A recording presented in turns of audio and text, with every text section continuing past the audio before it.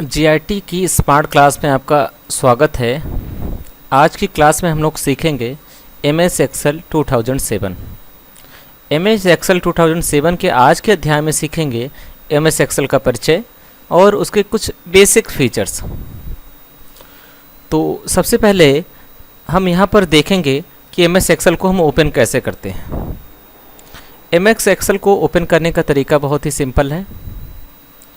सबसे पहले आप कीबोर्ड पर विंडो और आर बटन को एक साथ दबाएं और यहाँ पे आप टाइप कर दें EXCEL एक्सेल एंड ओके के बटन पर क्लिक करें। ऐसा करते ही आपके सामने एमएस एक्सेल की एक स्क्रीन खुल जाएगी और ये हमारी एमएस एक्सेल की सीट है।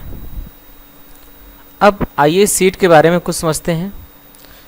इस सीट को समझने से पहले एमएस एक्सेल को खोलने के दूसरे तरीके बताते हैं। सबसे पहले आप स्टार्ट बटन पर क्लिक करें, ऑल प्रोग्राम्स में क्लिक करें, एमएस ऑफिस पर क्लिक करें, स्टार्ट ऑल प्रोग्राम। इस ऑल प्रोग्राम के अंतर्गत आपको एमएस ऑफिस पर क्लिक करना है, यहाँ पर एमएस ऑफिस, और यहाँ पे आके एक्सेल के बटन पे आपको क्लिक करना है।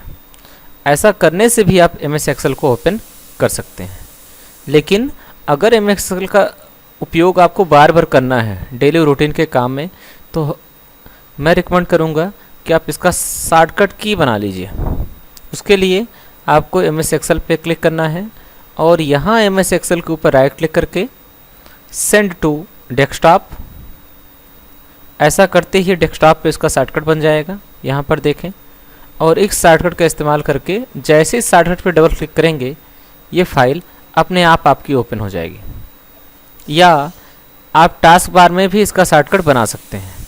उसके लिए आपको अगेन स्टार्ट के बटन पे क्लिक करना है, ऑल प्रोग्राम्स में आना है, माइक्रोसॉफ्ट ऑफिस में आना है और एक्सेल पे राइट क्लिक करके पिन टू टास्क बार के बटन पे क्लिक करना है। ऐसा करते ही यहाँ टास्क बार में इसका शॉर्टकट बन जाएंगे और इस शॉर्टकट का इस्तेमाल करके आप इसको आसानी से ओपन कर सकते हैं। तो आइए एमएस एक्सेल को अच्छी तरीके से समझते हैं। इसके लिए हम सबसे पहले एक एमएस एक्सेल की सीट ओपन करते हैं। ये हमारी एमएस एक्सेल की सीट है। आइए इस सीट के इंटरफेस को समझते हैं, क्योंकि जब तक किसी भी सॉफ्टवेयर का इंटरफेस नहीं समझते उस सॉफ्टवेयर का प्रयोग हम अच्छी प्रकार से नहीं कर सकते हैं। इसके लिए ये सीट हमारी एमएस एक्सेल की सीट है, जिससे कि आप जानते हैं कि एमएस वर्ड की जो फाइल होती है उसे आप डॉक्यूमेंट बोलते हैं। ठीक उसी प्रकार से एक्सेल की जो फाइल होती है, जो एडिटिंग विंडो होता है, उसे हम लोग सीट बोलते हैं। हमारा सारा वर्क इन्हीं सीट्स पर आधारित होता है। हमें सारे काम इन्हीं सीट के ऊपर करने होते हैं, इसलिए यह हमारा बेसिक सीट्स है। इस सीट के द्वारा ही अपने सारे कार्य को हम करते हैं। अब अगर आप ध्यान दें तो यह सीट कुछ वर्टिकल लाइंस और कुछ हॉरिजॉन्टल लाइनों के से बना है। जैसे कि ये सीट देखें, यह एक वर्टिकल लाइन है और यह एक वर्टिकल लाइन है और इस प्रकार की लाइन खींची गई एक हॉरिजॉन्टल लाइन है। तो किसी भी सीट को समझने के लिए हम यहाँ पे आपको बताना चाहते हैं कि जैसे ये एक आपका सेल है, ये जो घेरा गया एरिया है ये आपका एक सेल है। तो ये पूरी की पूरी सीट अलग अलग सेलों से मिलकर बना है। जैसे कि ये एक सेल है, यह एक अलग सेल है। इन्हीं सेल्स के अंदर ही हमें सारी डाटा को भरना रहता है। सारा डाटा का स्टोरेज इन्हीं सेल के भीतर होता है। जैसे ये देखें, एक अलग सेल है, सेम इसी प्रकार से यह एक अलग सेल है। ये सारे अलग अलग सेल्स हैं। यह एक अलग सेल है। इन सारे अलग अलग सेल के द्वारा ही हमें कार्य करना है। एक्चुअल देखा जाए तो हमारा पूरा का पूरा वर्क इन्हीं सेल के ऊपर ही होना है। तो सब कुछ एक सेल से मिलकर बना है। ये पूरी की पूरी सीट कुछ सेलों के समूह से मिलकर बनी है और ये सेल बने हैं कुछ हॉरिजॉन्टल लाइनें और कुछ वर्टिकल लाइनों के कटान से। हर सेल का एक यूनिक एड्रेस होता है। अब सेल का यूनिक एड्रेस क्या है, उसे हम लोग सेल रेफरेंस कहते हैं। और भी सेल के बारे में कई जानकारियां हैं, हम उन्हें स्टेप बाय स्टेप समझते हैं। जैसे कि हमने इस सेल पे क्लिक किया, यह सेल सिलेक्टेड हो गया और इस सेल को सिलेक्टेड होने के बाद यहाँ पर C6 लिखकर आ गया। तो यह हमारा नेम बॉक्स का विंडो है। इससे पहले हम बता दें कि ये हमारा ऑफिस का बटन है, ये हमारा क्विक एक्सेस टूल बार है। क्विक एक्सेस टूल बार का उपयोग वहाँ पर करते हैं जिनके लिए हमें शॉर्टकट्स का उपयोग करना है। ये हमारा टाइटल बार है, यह हमारा मिनिमाइज का बटन है, ये मैक्समाइज का बटन है, रिस्टोर का बटन है और ये क्लोज का बटन है। ठीक उसके जस्ट नीचे ये हमारा मेनू बार है। ये मेनू बार में ये सारे टैब्स हैं। होम एक अलग टैब है, इंसर्ट एक अलग टैब है, पेज लेआउट एक अलग टैब है, formula, data, review and view. In tab के भीतर ये जो एरिया है, इन एरिया को बोलते हैं ग्रुप। जैसे क्लिपबोर्ड ग्रुप, ये फॉन्ट ग्रुप, ये अलाइनमेंट ग्रुप, ये number group, styles group, cells group, editing group. इन ग्रुप के भीतर कुछ सिमिलर टाइप्स के टास्क को करने के लिए ऑप्शन बटन बनाए गए हैं, जैसे paste, cut, copy, format printer, यहाँ पर बोल्ड, इटैलिक, अंडरलाइन। ये सारे वही शॉर्टकट की हैं जिनका अध्ययन आप ऑलरेडी MS वर्ड में कर चुके हैं, लेकिन हम यहाँ पे इसको अगेन आपको समझा दिया जाएगा। ये आपका फार्मूला बार है, यहाँ पे हम कोई भी फार्मूला लगाते हैं। ये आपका जो है नंबर ऑफ रोज हैं, first row, second row, third row. ये आपके कॉलम हैं, ये आपका पहला कॉलम है, ये दूसरा कॉलम, ये तीसरा कॉलम। कॉलमों की संख्या को A, B, C, D इनसे निरूपित किया जाता है, जबकि जो रो हैं उन रो को 1, 2, 3, 4, 5 इस प्रकार से डिफाइन करते हैं। सबसे नीचे देखें तो आपको सीट दिखेगी, सीट 1, सीट 2, सीट 3। नई सीट लाने के लिए आपको इंसर्ट सीट के बटन पर क्लिक करना होता है। इसके साथ ही साथ यहाँ पर आपको व्यू करने के तरीके हैं। ये नॉर्मल व्यू है, ये पेज लेआउट व्यू है और प्रिंट व्यू।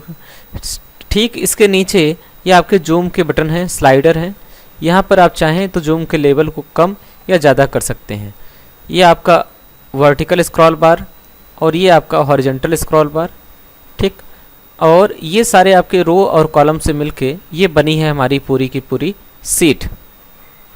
तो एक्सेल बहुत ही इंटेलिजेंट सॉफ्टवेयर है और इस सॉफ्टवेयर का उपयोग किसी रिपोर्ट को बनाने के लिए, कोई डाटा कलेक्शन करने के लिए, कोई डाटा शीट बनाने के लिए किया जाता है।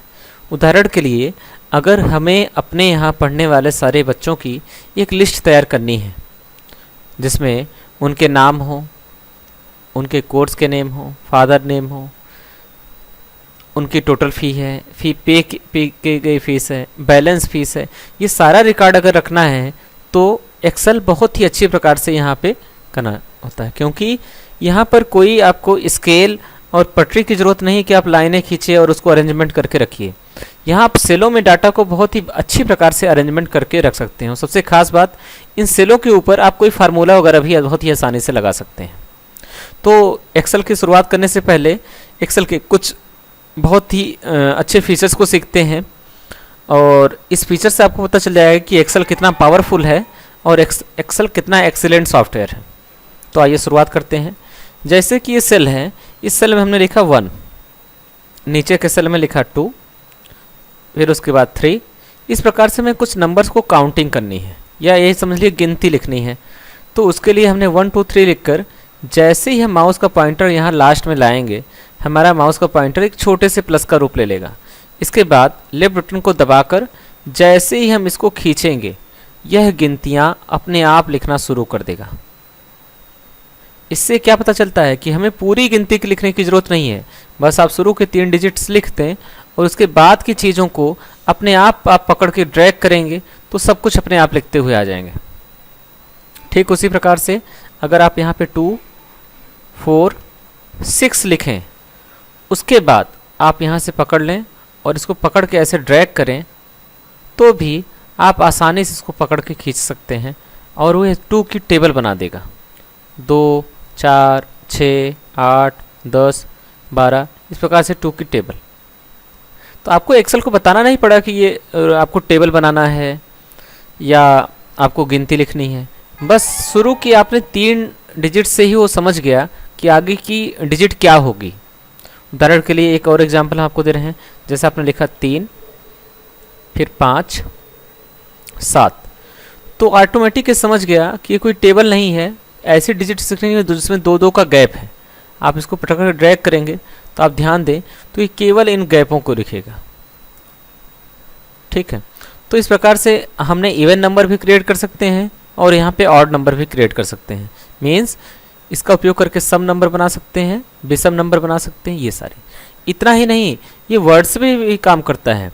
जैसे अगर आप सप्ताह के 7 दिनों को लिखना है तो आपने लिख दिया SUN, संडे के लिए, मंडे के लिए MON, ट्यूसडे के लिए THU, यहाँ तक आपने लिखा। और इसको पकड़ के जैसे ही आप इसको थर्ड्स करेंगे तो तुरंत ही संडे, मंडे, ट्यूसडे, सॉरी यहाँ पे ट्यूसडे की स्पेलिंग हमसे गलत हो गई है, आप अगेन ध्यान दें। संडे मंडे लिखने बाद आपको ट्यूसडे लिखना है।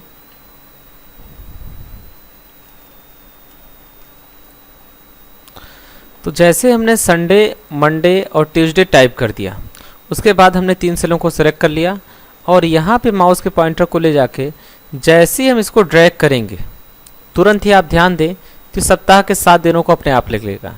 अगर इसके बाद भी अगर आप ड्रैग करके आगे ले जाना चाहते हैं तो ये अपने आप बढ़ता जाएगा। तो Sunday, Monday, Tuesday, Wednesday, Thursday, Friday, इस प्रकार से आप लिख सकते हैं। ठीक उसी प्रकार से आप दिनों को भी लिख सकते हैं, मंथ के नेम को भी लिख सकते हैं। जैसे आपने लिखा जनवरी, फरवरी, मार्च, MAR, ये 3 लिखने के बाद जैसे आप इसको सेलेक्ट करेंगे और सेलेक्ट करके ऐसे ड्रैग करेंगे तुरंत ही ये सप्ताह के सारे दिनों को लिखेगा। जनवरी, फरवरी, मार्च, अप्रैल, मई, जून, जुलाई, अगस्त, सितंबर, अगेन ये दिसंबर तक 12 महीनों के नाम यहाँ लिख दिए। फिर अगेन जनवरी, फरवरी से लिखना शुरू कर देंगे। तो एक्सेल इस तरह की बहुत ही इंटेलिजेंस का काम करता है, जिससे आप बहुत चीज़ों को बगैर लिखे ही कर सकते हैं। आप किसी नंबर की सीरीज बना सकते हैं, कोई भी टेबल बना सकते हैं, या कोई भी एक सीरीज ऐसा क्रिएट कर सकते हैं जिसमें आपको हर वर्ड्स को टाइप करने की ज़रूरत नहीं है। इसके अलावा भी आप चाहें तो डाटा को अरेंज करने के लिए यहाँ ढेर सारे टूल्स दे रखे हैं, जिनका इस्तेमाल करके आप डाटा को बहुत ही बेहतर प्रकार से अरेंज कर सकते हैं। तो ये एक्सेल के कुछ बेसिक फीचर्स थे। आगे की वीडियो में आपको और इसके अच्छे फीचर्स और इसका होम टैब और इसके परिचय बताएंगे। आई होप आपको समझ में आया होगा। Thanks for watching.